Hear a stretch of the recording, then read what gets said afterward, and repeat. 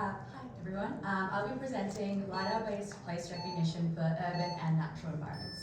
So in this work, we focus on the task of place recognition, which compares your current query location against a reference database to find a match. This task is required for loop closure and global relocalization in GPS-denied conditions. Most of the work in this field uses vision-based sensors, and one of the challenges here is that visual features degrade when lighting conditions change and seasons are varied and at different times of day. So in this work, we focus on using a LiDAR sensor for place recognition. Existing work in this field goes generally in two categories.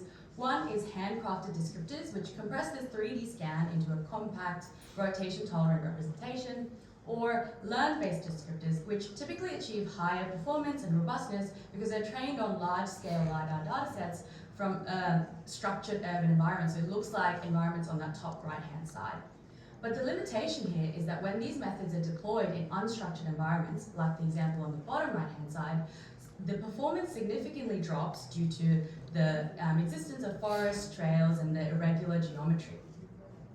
So in this work, we want to present a method that has consistent performance across these varying conditions. So first, we do this by generating a 2D descriptor of this LiDAR scan by voxelizing a 3D point cloud within a bounding box to reduce the data complexity. Then we generate a height density map by projecting the scan into the bird's eye view.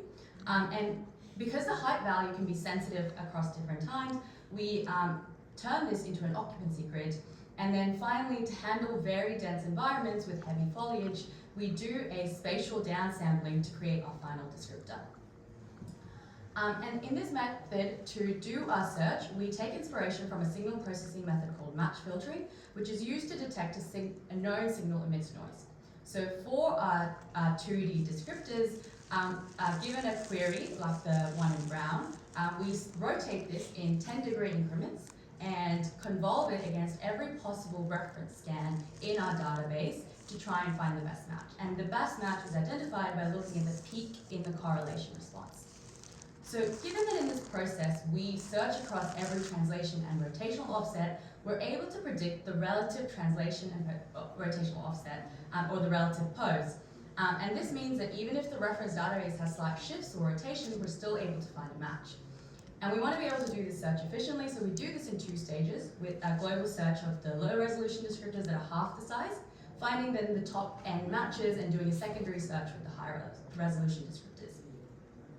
And like I mentioned, we want to test this on a wide range of data sets across varying conditions. So we do NCLT, which is from a university campus with indoor and outdoor conditions, Oxford Radar, which is driving urban scenarios from Oxford, and finally Wild Places, which is forest environments from Brisbane, Australia.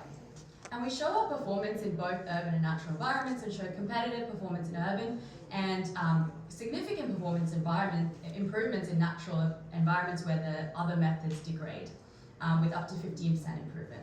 We also show the performance of our relative pose estimation with the lowest translation error and competitive rotation error, and show a reduced variance in improving the overall localization with this relative estimation. Finally, we test the long-term performance of our method. The Wild Places dataset was captured from the same day, 6 months and 14 months later, and we can show that there's minimal degradation across these changes compared to the previous method.